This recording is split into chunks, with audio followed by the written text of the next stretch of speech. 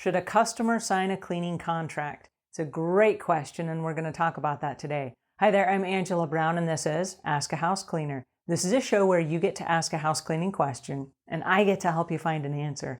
Now, today's show is brought to us by housecleaning360.com. That is a website that connects homeowners with home service providers.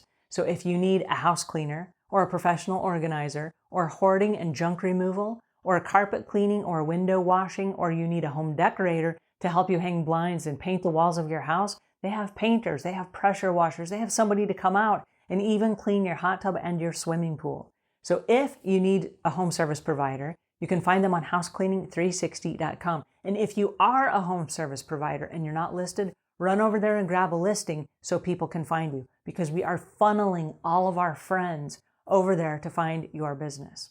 Alrighty, on to today's show, which is from a house cleaner who has this question. Hi, Angie. I am a new sub on YouTube, and I am super excited that I found you. My fiance and I recently started a cleaning company, and you are super helpful. I can't wait to get your book. My question is, should we be having customers to sign a contract for our services immediately, or should it be if they are returning customers? I can't wait to check out your answer. Thanks so much. Yes, yes, yes. You should have customers sign a cleaning contract. And here's the reason why. When you get married, you are signing a contract. There are nuptials, there are agreements, there's a marriage license. What you're saying is, I understand the rules of this arrangement, and I agree to them, and I will follow through to them until death do us part. There are verbal vows, there are written vows, okay? That is the person you love most in your life. This is a person you have worked your entire life building up to this moment. And now you're here, and guess what? There's a contract that you sign. Okay, so you're not marrying a house cleaning client. So why, if this is not even as significant, why wouldn't you also solidify the deal? Because it's every bit as important in the sense that you are merging a relationship. You are the service provider, they're buying your service. And so you got to make very crystal clear that they understand what the terms of the arrangement are. So it doesn't have to be called a contract or a cleaning contract. You can call it a letter of agreement. And with my clients, it's always been an agreement. Hey, if you'll just authorize this agreement, we'll go ahead and get started. What the agreement says, and it's different for every company, it's your rules and regulations. It's what happens when somebody's sick. If I'm sick, here's what happens. If you're sick, here's what happens. If you don't pay me on time, here's what happens. And they are your rules and your regulations.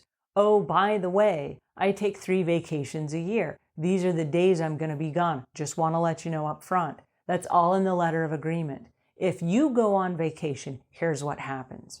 And so it's all specified in this quick little thing that you just breeze through real quickly, and then you leave it with a customer when they sign it. They sign it, they have a copy, you have a copy, it goes inside their customer file, and now there are no wonderings if and when they're supposed to pay you, or if and when they are allowed to leave you to-do lists, or if and when they get to cancel your service. All of that is spelled out in your letter of agreement. So should you have a cleaning contract? I say absolutely yes, because it's going to make your job a whole lot easier down the road when there may be misconfusions. Now, it's true in the house cleaning business that you're going to have a lot of accounts. And so as your business expands, and as you start hiring employees, and as your business gets bigger and you build this cleaning empire, if you don't have customer agreements on file, you are just asking for a boatload of headache, because you will be dealing forever with customer issues that should have been resolved on your initial walkthrough.